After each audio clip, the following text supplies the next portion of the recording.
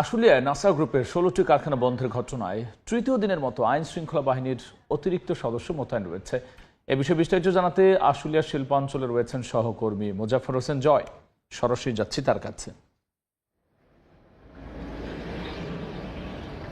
আমরা রয়েছে আশুলিয়া শিল্পাঞ্চলে তৃতীয় দিনের মতো নাসা গ্রুপের 16টি কারখানা বন্ধের প্রতিবাদে কিন্তু আজকে শ্রমিকরা অসন্তোষের জেরে কিন্তু আজকে শ্রমিকরা মানববন্ধন কর্মসূচি পালন করেছে। আমরা যতটুকু দেখেছি আজকে সকালে শিল্পাঞ্চলে অতিরিক্ত পুলিশ মোতায়েন করা হয়েছে। একই সাথে কিন্তু শিল্পাঞ্চলের প্রায় দীর্ঘ 2 কিলোমিটার এলাকা জুড়ে আমরা দেখেছি যৌথ বাহিনীর মহড়া এবং একই সাথে যৌথ বাহিনী বিভিন্ন স্থানে অবস্থান গ্রহণ করেছে। জানিয়ে রাখতে চাই, নাসা গ্রুপ গত মঙ্গলবারে ত্রিপক্ষীয় একটি সভা শেষে মূলত একটি সিদ্ধান্ত উপনীত হয় যে নাসা গ্রুপের যে 16টি প্রতিষ্ঠান রয়েছে সেই 16টি প্রতিষ্ঠানে সঠিকভাবে বিদ্যুৎ সরবরাহ এবং গ্যাস সরবরাহ বন্ধ থাকা। একই সাথে কিন্তু নাসা গ্রুপের যে বায়ার রয়েছে, অর্থাৎ যে ঠিকাদারি প্রতিষ্ঠান যারা মূলত ইউরোপীয় ইউনিয়ন সহ বিভিন্ন দিক থেকে কাজ দিয়ে থাকে, সেই সমস্ত কারখানায় সেই সমস্ত ঠিকাদার কোম্পানিগুলো কাজ না দেওয়ায় তাদের কিন্তু বর্তমানে কাজের সংকট চলছে বলে তারা জানিয়েছে। এই কারণে মূলত নাসা গ্রুপ কর্তৃপক্ষ জানিয়েছে তাদের 16টি কারখানা একযোগে বন্ধ ঘোষণা করা হয়েছে, যার ফলশ্রুতিতে কিন্তু শ্রমিকদেরকে প্রতিশ্রুতি দেওয়া হয়েছিল যে 3টি কিস্তিতে তাদের যে বকেয়া বেতন, 2 মাসের বকেয়া বেতন সেটি পরিশোধ করা হবে সেপ্টেম্বর মাসের 30 তারিখে, সেপ্টেম্বর মাসের এবং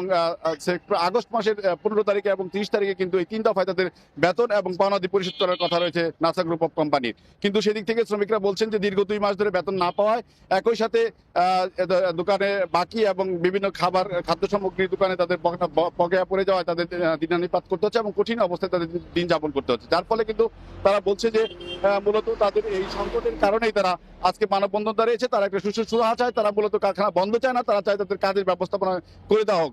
সেই ক্ষেত্রে 25,000 শ্রমিকের পক্ষ থেকে আজকে প্রায় কয়েক হাজার শ্রমিক মানববন্ধন কর্মসূচিতে অংশ নেয় এবং একটি দাবি তারা তুলে ধরেন, সেটি হচ্ছে যে তাদের একটি দাবি, তারা কারখানা প্রায় 16টি কারখানা যে 25,000 শ্রমিক রয়েছে সেই 25,000 শ্রমিকের কর্ম ব্যবস্থা সংস্থাপন করতে এবং একই সাথে সেই কারখানাগুলো খুলে দেওয়ার দাবি জানায় তারা।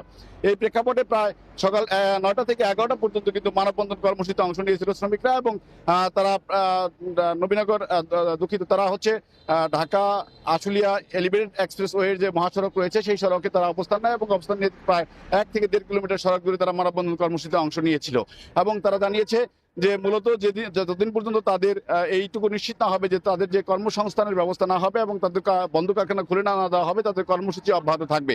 তবে তারা আগামী 30 তারিখ পর্যন্ত তাদের কোনো কর্মসূচি না দেওয়ার ঘোষণা দিয়েছে এবং 30 তারিখের পর থেকে লাগাতার কর্মসূচিতে অংশ নেবে বলে তারা জানিয়েছে।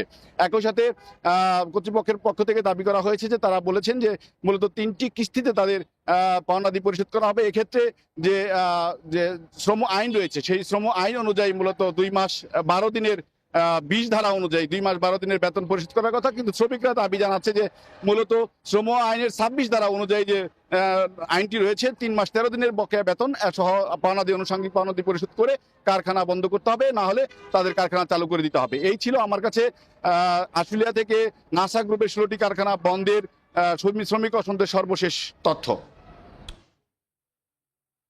আমরা সরাসরি ছিলাম আশুলিয়ায়।